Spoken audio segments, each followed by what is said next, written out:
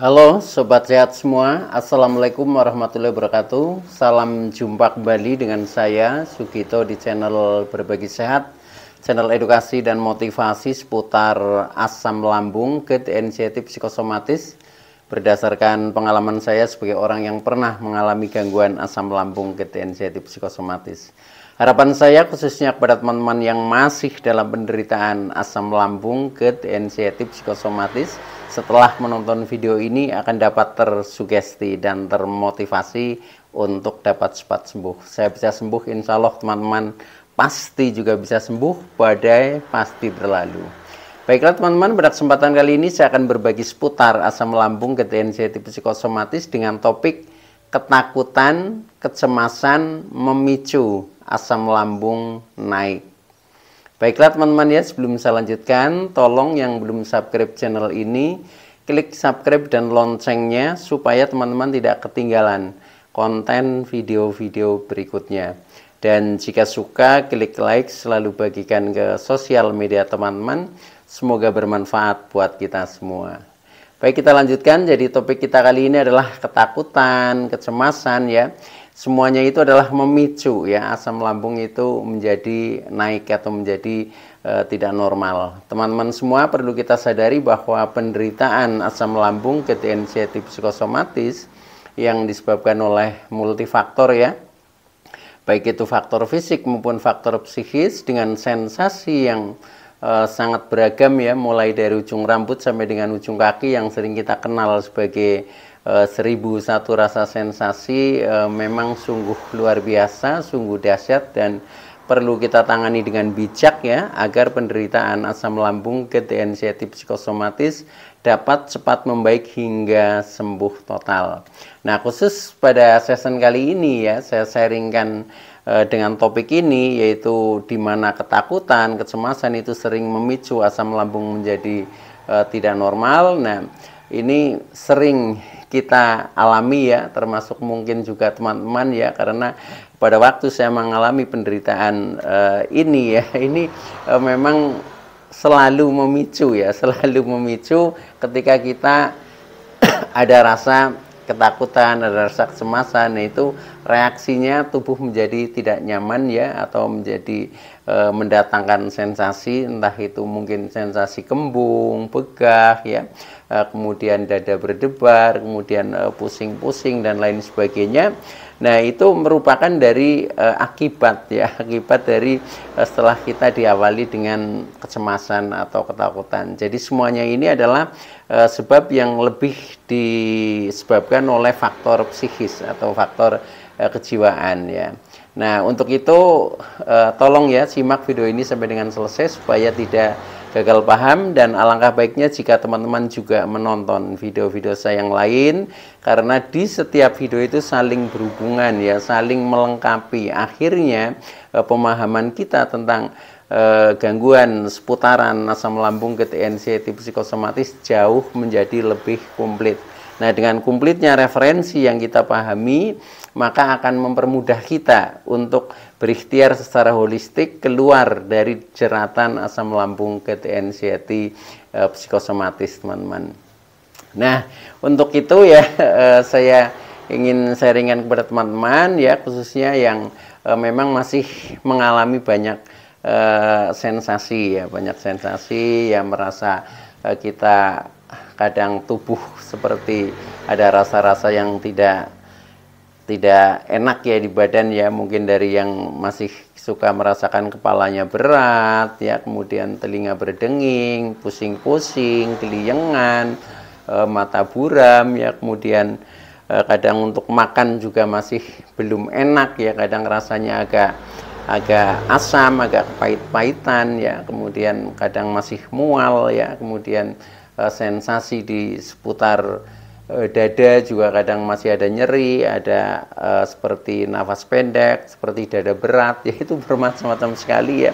Nah, sampai dengan ketika kita jalan saja itu kadang masih oleng ya, masih oleng, masih sempoyongan. Nah, itu semuanya adalah sumbernya lebih banyak ya disebabkan karena faktor kecemasan. Nah, untuk itu saya sharingkan kepada teman-teman, mudah-mudahan bisa membantu ya, membantu minimal menjadi mengurangi ya, mengurangi tidak cemas ya, menjadi lebih paham. Nah, karena yang namanya ketakutan, kecemasan ini sebenarnya obatnya itu adalah pencerahan, teman-teman. Jadi yang saya alami itu seperti itu. Setelah saya paham ya, ternyata hanya seperti itu gitu loh.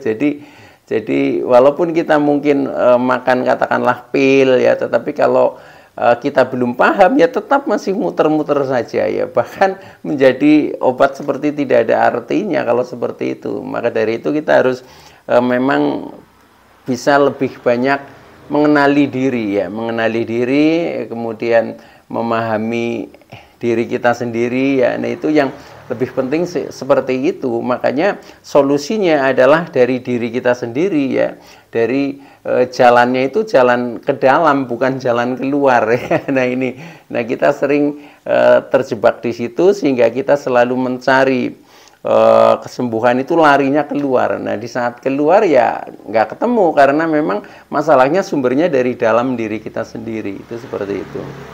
Nah baik teman-teman ya, untuk itu maka ketika kita masih merasakan ketakutan, kecemasan ya, yang semuanya itu memicu sensasi menjadi datang ya, contohnya asam lambung menjadi tidak normal, contohnya menjadi naik ya. Nah akhirnya perut kita menjadi kembung, kita merasakan begah, merasakan ulu hati mengganjal, perih dan lain sebagainya.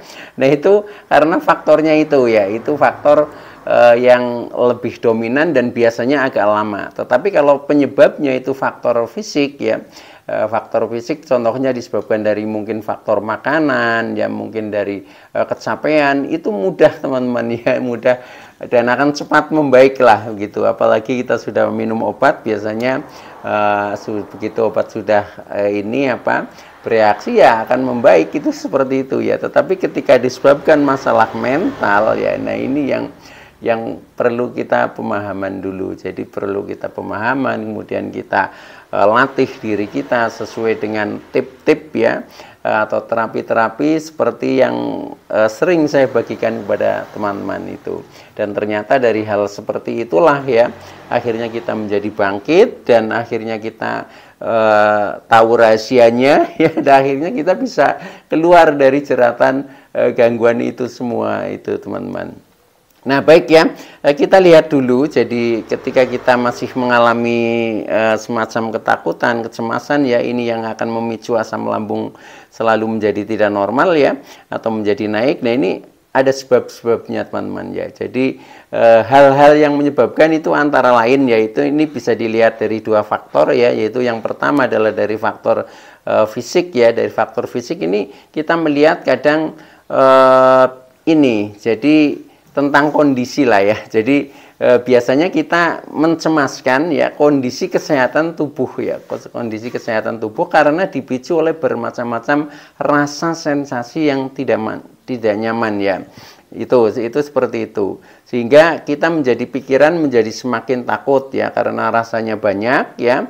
Rasanya banyak tetapi nggak enak ya. Nah, itu akhirnya kita berpikirnya, wah jangan-jangan tidak sembuh, jangan-jangan sebentar lagi kambuh ya, jangan-jangan terkena penyakit berat, jangan-jangan mendekati kematian dan sebagainya. Nah itu faktor dari sensasi kemudian memicu kita menjadi merasakan takut secara mental seperti itu.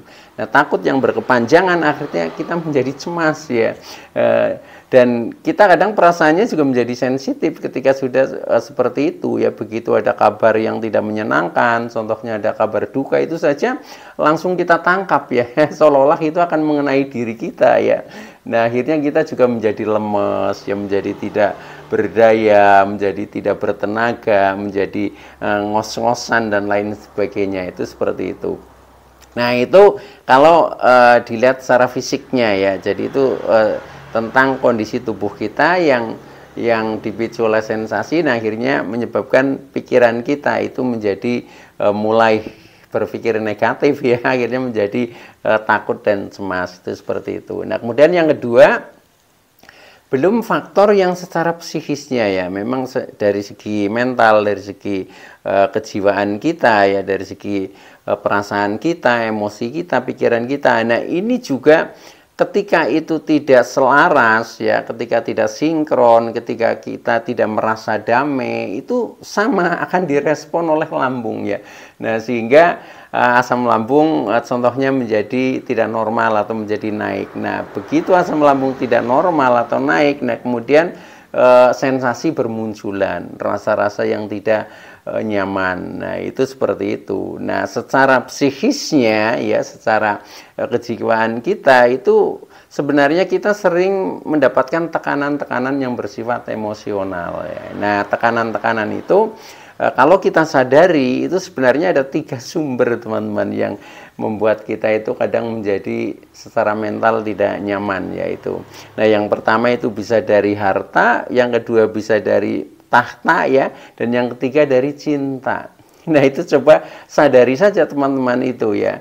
Nah, ketika sudah sadari kemudian menemukan, ya itulah yang harus dirubah, ya itulah yang harus diberi pencerahan supaya kita bisa merubah mungkin sikap, mungkin perilaku, dan akhirnya itu nanti juga kita akan menjadi membaik ya. Nah, itu setiap orang itu kadang berbeda-beda ya, walaupun secara garis besar itu ada 3 tadi ya, tetapi masalah spesifiknya itu kadang kita berbeda antara satu orang dengan orang yang lain, tetapi secara umum solusinya sama teman-teman, sama, itu seperti itu. Nah, nanti kita bahas tentang solusinya. Nah, ini secara psikis ya, kita sering mendapatkan tekanan-tekanan mental ya, akhirnya kita menjadi merasa takut dan cemas ya. Contohnya yang berhubungan dengan harta misalkan ya. Nah, itu harta itu kan juga luas ya, tidak hanya faktor keuangan ya, mungkin faktor harta benda dan lain sebagainya. Nah, itu kadang juga sering memicu ya. Katakanlah anggap saja itu faktor yang bersifat ekonomi lah, ekonomi keluarga. Misalkan kita sedang kacau ekonominya, sedangkan kebutuhan kita banyak, sementara mungkin pemasukan kecil. Nah, itu contoh satu masalah. Atau mungkin kita punya idealisme harus memiliki ini itu yang di dalam angan-angan kita, keinginan kita itu harus kita bisa capai, tetapi belum tercapai, itu kadang juga menjadi masalah. Nah, itu seperti itu. Contohnya ketika kita ya pokoknya berhubungan dengan harta lah, termasuk akhir-akhir ini ya banyak yang misalkan terjerat pinjol, misalnya, itu juga jadinya masalah juga ya. Nah, akhirnya kita menjadi susah tidur ya, karena pikiran selalu memikirkan tentang itu, bahkan kadang kita sampai ketakutan dan lain sebagainya, itu hanya dari faktor ekonomi atau dari faktor harta. Nah, ketika memang sumbernya itu ya memang harus dirilis ya, yang berhubungan dengan itu ya. Nah, itu silahkan saja ya kita pahami diri kita masing-masing ya, itu karena spesifiknya itu biasanya berbeda walaupun sumbernya sama, yaitu dari faktor harta atau masalah yang bersifat ekonomi lah, itu seperti itu. Nah, yang kedua yang kadang bisa memberikan tekanan kepada pikiran kita, akhirnya emosi kita juga menjadi tegang, yaitu juga bisa dari faktor tahta ya. Tahta ini berhubungan dengan status sosial. Nah, ini biasanya buat orang-orang yang istilahnya ambisius lah ya, ambisius, ingin memiliki status sosial yang mungkin lebih tinggi ya, merasakan untuk selalu dihargai dan seterusnya. Nah, ketika itu tidak terpenuhi, termasuk hubungan sosial, ketika kita hubungan sosial kita dengan mungkin keluarga, mungkin dengan tetangga dan dengan kolega ya, siapa saja, ketika itu membuat luka ya, ini juga sama saja akan menimbulkan masalah ya. Maka dari itu kurangilah keinginan-keinginan kita teman-teman, tetapi cukup kita memenuhi istilahnya kebutuhan, itu seperti itu, dasarnya seperti itu. Kalau kita mengurangi keinginan, otomatis kita meminimalisir penderitaan. Jadi penderitaan itu sebenarnya karena dari keinginan kita yang tidak tercapai, ya tidak tercapai. Nah akhirnya kita menjadi merasa menderita. Nah ketika kita merasa menderita, secara emosional kita tertekan. Nah sudah respon lambung sebagai otak kedua ya. Nah ini akan menjadi tidak normal. Contohnya terjadi kenaikan asam lambung, akhirnya terjadi GERD, kemudian kecemasan menjadi semakin kuat, kemudian psikosomatik kita menjadi semakin melekat. Itu seperti itu. Jadi ini susahnya itu kadang menjadi rantai negatif, lingkaran setan itu seperti itu, yang kadang secara fisik kita sudah membaik, tetapi ketika selalu muncul ya hal-hal yang bersifat secara psikis ya, sementara kita mengalami psikosomatis, apa yang dipikirkan itu selalu direspon oleh tubuh kita, ya sudah akhirnya kita menjadi merasakan tidak nyaman. Nah itu yang faktor yang kedua, yaitu yang berhubungan dengan tahta ya, atau berhubungan dengan status sosial. Nah belum lagi faktor yang sering membuat kita secara emosional juga menjadi tertekan ya, contohnya faktor yang berhubungan dengan cinta ya. Nah, cinta ini artinya hubungan baik lah ya, hubungan baik mungkin dengan pasangan, mungkin dengan anak, mungkin dengan keluarga ya, orang tua dan lain sebagainya, termasuk dengan mungkin teman-teman di luar ya, teman-teman di luar, dengan siapa sajalah. Ketika hubungan yang bersifat cinta itu baik, artinya hubungan kita no problem ya, kita selalu enjoy ya. Nah itu ya kita menemukan kedamaian karena hubungan sosial kita baik ya. Tetapi ketika di sana sini ada luka ya, nah akhirnya ya kita menjadi merasa tidak nyaman. Nah tidak nyaman yang menekan perasaan menjadi katakanlah terluka atau menderita dalam kurun waktu yang panjang. Nah ini akhirnya terakumulasi. Nah akhirnya kita tidak tahan lagi menahan, teman-teman. Nah ketika tidak tahan menahan ya, artinya kita kadang sudah berusaha cuek, sudah berusaha masa bodoh, tetapi karena itu terus-terusan sumbernya ya, nah akhirnya kita menjadi lemah. Nah ketika lemah itu maka direspon juga oleh lambung kita. Nah akhirnya lambung menjadi tidak normal, menjadi kembung, menjadi begah, menjadi sembelit dan seterusnya seperti itu. Akhirnya terjadi GERD kemudian menimbulkan sensasi yang lebih bermacam-macam lagi. Nah sebenarnya hal ini yang perlu kita pahami, teman-teman. Jadi kalau dari segi faktor harta, tahta, cinta itu istilahnya tidak harmonis, nah itu dulu yang diselesaikan, teman-teman. Kalau itu sudah baik-baik saja, itu insya Allah nanti lambung kita juga akan normal gitu. Nah mungkin pemicu yang lain ya ada faktor lain, contohnya faktor fisik ya, mungkin dari makanan, mungkin dari pola hidup kita, tetapi itu jauh lebih mudah untuk diselesaikan. Tetapi kalau hal yang bersifat psikis ini memang kita harus merubah sikap ya, harus merubah sikap, dan kita harus istilahnya ya berjuang untuk merubah sikap. Itu kadang mudah dikatakan ya, tetapi dipraktekkan itu agak sulit. Nah sekarang yang lebih penting lagi adalah solusinya, teman-teman ya. Kalau tadi adalah seputar sebabnya, ini solusinya. Solusinya ketika kita masih mengalami seperti itu ya, banyak sebab yang membuat kita menjadi selalu merasa ketakutan dan kecemasan, akhirnya menjadi asam lambung tidak normal, adalah yang pertama ya, itu adalah kita harus fokus pikiran pada saat ini ya. Lupakan masa lalu ya, karena yang lalu biarlah sudah berlalu dan tidak akan terulang lagi ya, itu lupakan. Dan jangan pikiran masa datang ya, jangan pikirkan masa datang ya, karena belum terjadi dan mungkin tidak akan terjadi ya. Cuma kita kadang sering ditakut-takuti oleh pikiran kita sendiri.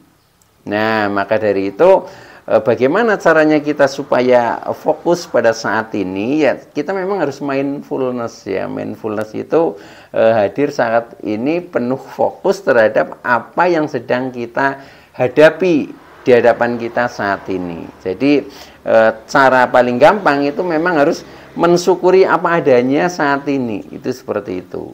Nah, itu kalau bisa itu ya insya Allah nanti seperti trauma-trauma juga akan terlupakan karena trauma itu terjadi di masa lalu ya. Nah, kita kan sudah melupakan tadi. Yang lalu biarlah berlalu ya. Lupakan masa lalu kan sudah seperti itu. Kemudian cemas itu biasanya karena pikiran kita larinya ke depan. Jangan-jangan mendekati kematian, jangan-jangan terkena penyakit berat, jangan-jangan pingsan dan seterusnya. Nah, itu kan belum terjadi ya. Nah, maka dari itu juga tidak usah dipikirkan ya. Jadi lupakan masa lalu, jangan pikirkan masa datang, tetapi fokus mindfulness berpikir saat ini saja dengan cara ya syukuri apa adanya saat ini. Insya Allah hikmahnya itu adalah positif. Kalau kita bisa mengawali dengan syukur ya, itu seperti itu. Nah, baik itu yang pertama ya. Jadi mindfulness istilahnya ya, itu fokus pada saat ini. Kemudian yang kedua, supaya kita tidak terjadi lagi tentang ketakutan dan kecemasan ya. Ini jalani hidup ya. Kita jalani hidup ini dengan 4 hal teman-teman ya. 4 hal ini pertama adalah ketulusan ya. Apapun yang terjadi ya, apapun yang kita lakukan, kita niatkan dengan tulus. Satu pertama ya. Kemudian yang kedua dengan kesabaran ya. Kemudian yang ketiga dengan kepasrahan. Nah, yang keempat ini pencapaian ini, yaitu kita akan mencapai keikhlasan. Jadi untuk ikhlas itu tidak mudah ya. Ikhlas itu melalui 3 tahap. Yaitu tahap pertama, tahap kita sudah melakukan ketulusan dengan apa yang kita lakukan. Kemudian kita tempuh melalui proses kesabaran ya. Kemudian kita pasrahkan. Nah, setelah itu baru kita dapatkan ikhlas. Jadi ikhlas ini puncaknya teman-teman, itu seperti itu ya. Nah, tetapi kalau teman-teman itu memang selalu istilahnya berusaha dengan kesadaran ya, selalu mengontrol pikiran kita, perasaan kita, emosi kita, ego kita, pasti semuanya bisa teman-teman ya. Nah, kalau masih kacau itu tandanya memang kesadaran kita belum tumbuh di situ ya. Contohnya pada saat kita masih suka ngeyel ya, sudah disarankan saja masih ngeyel dan seterusnya, suka istilahnya menentang dan lain sebagainya. Itu buktinya kita belum bisa menerapkan ini yang 4 ini ya. Jadi belum menerapkan ketulusan, kesabaran, kepasrahan dan keikhlasan. Nah, mulai saat ini cobalah ya. Cobalah kita mawas diri, kemudian kita selalu sadar, kemudian kita lakukan yang terbaik ya, sesuai dengan 4 pilar ini, 4 hal, yaitu ketulusan, kesabaran, kepasrahan, dan keikhlasan ya. Jadi kita termasuk lebih banyak memaafkan itu lebih baik teman-teman ya. Jadi intinya seperti itu. Nah, oke ya, terima kasih, itu dulu yang bisa saya sampaikan. Mudah-mudahan teman-teman yang masih mengalami gangguan ini ya khususnya yang masih ketakutannya, kecemasannya masih tinggi ini akan segera membaik. Insya Allah akan membaik ya. Cuma semuanya itu ya kembali kepada diri kita sendiri. Jadi obatnya ada di dalam diri kita ya. Maka carilah jalan ke dalam, jangan mencari jalan keluar ya, karena adanya di dalam diri kita. Baik ya, terima kasih atas like, subscribe, serta komennya. Saya Sugito dari channel Berbagi Sehat. Saya bisa sembuh, insya Allah teman-teman pasti juga bisa sembuh, badai pasti berlalu. Oke, terima kasih, sekian. Wassalamualaikum warahmatullahi wabarakatuh.